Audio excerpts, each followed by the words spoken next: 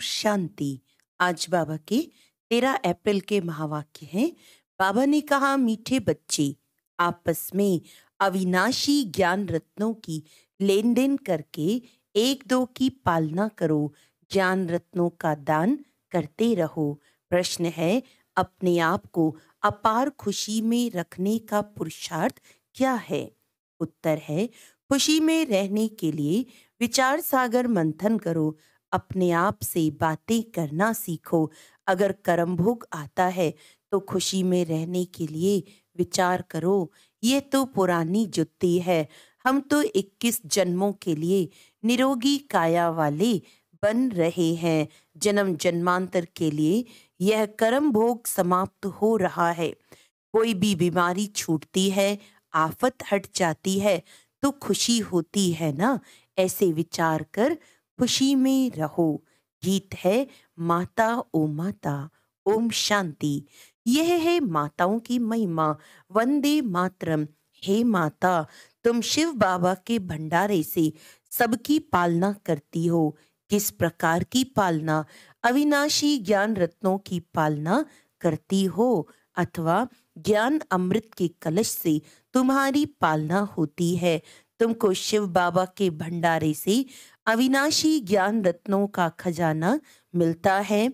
वास्तव में महिमा शिव बाबा की ही है। वह करण करावन हार है, माता है जगत अम्बा। जरूर और भी माताएं होंगी, तो ये महिमा माताओं की है।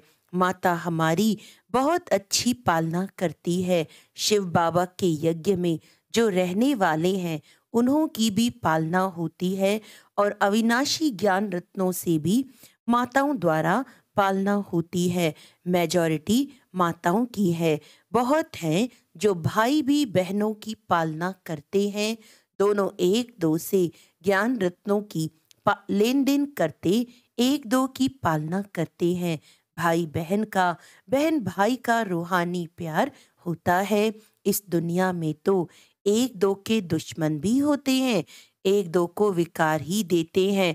यहाँ अविनाशी ज्ञान रत्नों का खजाना देते हैं। तुम हो बहन भाई, ब्रह्मा कुमार कुमारियां। तुम्हारा नाम भी बहुत भारी है। प्रजापिता ब्रह्मा के जरूर कुमार कुमारियां होंगे। यह बुद्धि से काम लिया जाता है। गीत में माताओं की महिमा है। जगत अम्बा सरस्वती है तो जरूर और भी बच्चे बच्चियां होंगे, गोया फैमिली होगी। ये भी समझने की बात है ना। प्रजापिता लिखा हुआ है ना। ब्रह्मा को कहा जाता है प्रजापिता, तो जरूर कोई समय ब्रह्मा द्वारा प्रजा रची गई होगी। ब्रह्मा है साकारी सृष्टि का पिता। गाया हुआ है, प्रजापिता ब्रह्मा द्वारा ब्राह्मण कुल की रचना हुई। आदि सनातन पहले पहले ब्राह्मण हो जाते हैं। वास्तव में आदि सनातन देवी देवता धर्म कहना ये रॉन्ग है। वह तो है सतयुग का धर्म। ये आदि सनातन ब्राह्मणों का धर्म जो है वे प्रायलोप हो गया है। देवता धर्म से भी पहले ये ब्राह्मण धर्म है, जिसको चोटी कहते हैं। इनको कहा जाएगा संगम युगी आदि सनातन ब्राह्मण धर्म। कितना अच्छा राज है समझाने का। बाबा ने समझाया है, पहले जब कोई आते हैं तो उनको बाप का परिचय दो। मुख्य है यह है, ब्राह्मणों की तो राजधानी है नहीं। लिखा जाता है, सतयुगी डीटी वर्ल्ड सॉवरेंटी तुम्हारा ईश्वरीय जन्म सिद्ध अधिकार है। देवी देवता धर्म तो बरोबर है, परंतु उन्हों को ये राजधानी कब और कैसे मिलती है वह भी समझाना पड़ता है। इसीलिए त्रिमूर्ति चित्र सामने रखना जरूर है। इसमें लिखा हुआ है, स्वर्ग की बादशाही जन्म सिद्ध अधिकार है। किस द्वारा वह भी लिखना पड़े। यह भी बोर्ड बनवाकर हर एक अपने घर में लगा दें। जैसे गवर्नमेंट के ऑफिसर्स के बोर्ड होते हैं ना, कोई पास बैज मेडल्स रहते हैं, सबकी अपनी अपनी निशानी होती है। तुम्हारी भी निशानी होनी चाहिए। बाबा डायरेक्शन देते हैं, अमल में लाना तो बच्चों का काम है ना। तो कुछ विहंग मार्ग की सर्विस हो, ये बहुत मुख्य चीज है। डॉक्टर, बैरिस्टर आदि सबके घर में बोर्ड लगे हुए होते हैं ना। तुम्हारा भी बोर्ड लगा हुआ हो कि आकर समझो शिव बाबा ब्रह्मा द्वारा स्वर्ग की बादशाही कैसे देते हैं। तो मनुष्य देखकर वंडर खाएंगे, अंदर आएंगे समझने के लिए। फ्लैट के बाहर भी लगा सकते हो, जिसका जो धंधा है वह बोर्ड लगाना चाहिए। बच्चे कुछ करते नहीं तो सर्विस भी होती नहीं। एक तो माया का वार होता है, निश्चय नहीं कि हम बाबा पास जाते हैं। 84 जन्मों का पाठ पूरा हुआ, फिर नई दुनिया स्वर्ग में आकर वर्षा लेंगे, ये याद नहीं रहता है। बाबा कहते हैं भले कर्म करो, फिर जितना समय मिले उसमें बाबा को याद करो। हम डिंडोरा पीटते हैं, ये सबका अंतिम जन्म है। पुनर्जन्म मृत्यु लोक में फिर नहीं लेंगे। तुम भी जानते हो मृत्यु लोक अभी खत्म होना है, पहले निर्वाण धाम स्वीट होम जाना है। ऐसे ऐसे अपने साथ बातें करते रहना चाहिए। इसको विचार सागर मंथन कहा जाता है। बाप कहते हैं तुम कर्म योगी हो, क्या तुमको कछुए जैसा भी अकल नहीं है? वह भी शरीर निर्वाह अर्थ घास आदि खाकर कर्मेंद्रियों को समेट शांत में बैठ जाते हैं। तुम बच्चों को तो बाप की याद में रहना है, स्वदर्शन चक्र फिराना है, अपने को मास्टर बीज रूप समझना है। बीज में झाड़ का सारा ज्ञान है। इनकी उत्पत्ति कैसे होती है, पालना कैसे होती, ड्रामा का 84 का चक्र कैसे फिरता है। 84 के चक्र के लिए ये गोला बनाया जाता है, जो मनुष्यों को 84 जन्मों का ज्ञान आ जाए। बाप ने समझाया है तुम सिर्फ 84 जन्म लेते हो। जो आदि सनातन देवी देवता धर्म वाले हैं, अर्थात जो ब्राह्मण से देवता बनते हैं, उनके ही 84 जन्म होते हैं। तुम 84 जन्मों को जानते हो। ब्रह्मा की रात और ब्रह्मा का दिन कहते हैं, इसमें 84 जन्म आ जाते हैं। तो त्रिमूर्ति का बोर्ड बनाए लिखना चाहिए, ये ईश्वरीय जन्म सिद्ध अधिकार है। लेना हो तो आकर लो, अभी नहीं तो कब नहीं। इस होवनहार महाभारत लड़ाई के पहले पुरुषार्थ करना है। ये बोर्ड बनाना बहुत सहज है, चाहे त्रिमूर्ति लगाओ व शिव का लगाओ। नाम परमपिता परमात्मा शिव तो लगा हुआ है, वह है गीता का भगवान। गीता में है ही राज्यों की बातें। तब हम लिखते हैं दैवी स्वराज्य ईश्वरीय जन्म सिद्ध अधिकार है। यह है शिव बाबा और यह है प्रजापिता ब्रह्मा। इन द्वारा वर्षा मिलता है। स्वर्ग में राजा रानी बनते हैं। राम शिव क्या देते हैं, रावण क्या देते हैं, ये तुम जानते हो। आधा कल्प है राम राज्य, आधा कल्प है रावण राज्य। ऐसे नहीं, परमात्मा ही दुख देते हैं। दुख देने वाला तो रावण पांच विकार है, जो ही विशेष बनाते हैं। सतयुग है शिवालय। बच्चों को भिन्न भिन्न प्रकार की समझानी रोज मिलती है, तो खुशी में रहना चाहिए ना। तुम जानते हो शिव बाबा पढ़ाते हैं, ऐसे नहीं कि साकार को याद करना है। शिव बाबा हमको ब्रह्मा द्वारा सहज राजयोग सिखाते हैं। शिव बाबा आते ही हैं प्रजापिता ब्रह्मा में। प्रजापिता ब्रह्मा और किसी को कह नहीं सकते, ब्राह्मण भी जरूर चाहिए। बाप आकर सच बतलाते हैं, गाया भी जाता है सेकंड में राज्य भाग्य। बच्चे कहते हैं हम शिव बाबा के बच्चे हैं, वह है ही स्वर्ग का रचयिता, तो जरूर हमको स्वर्ग की राजाई देंगे। और क्या देंगे?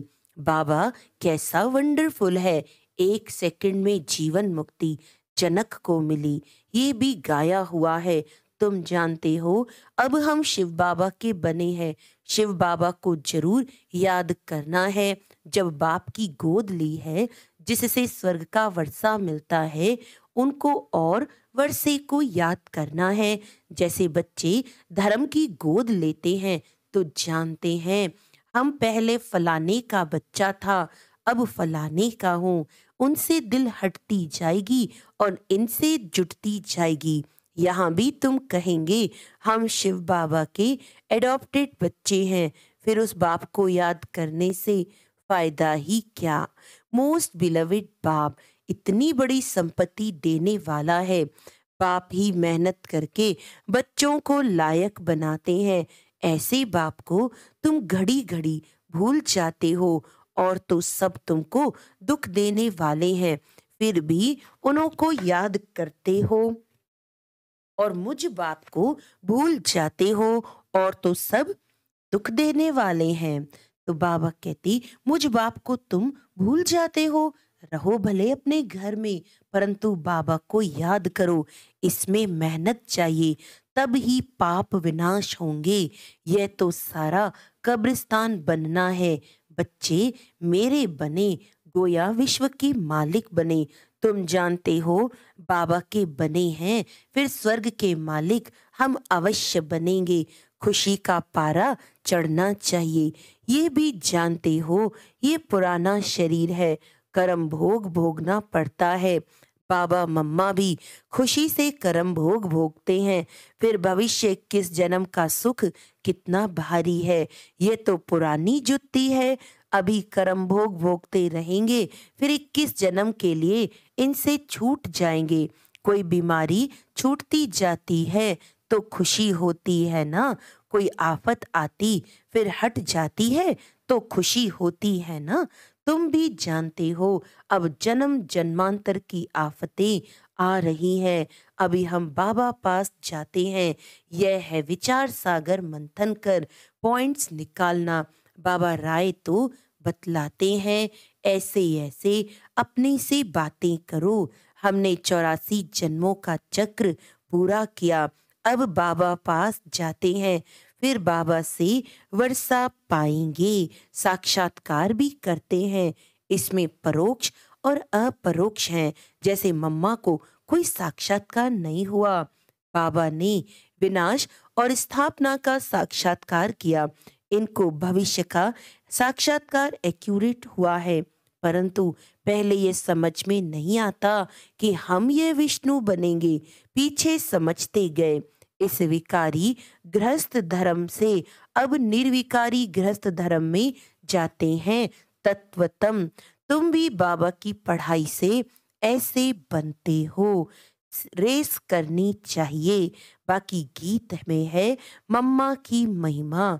तो तुम जान गए हो जगत अम्बा किसको कहा जाता है। वास्तव में माता पिता कौन है?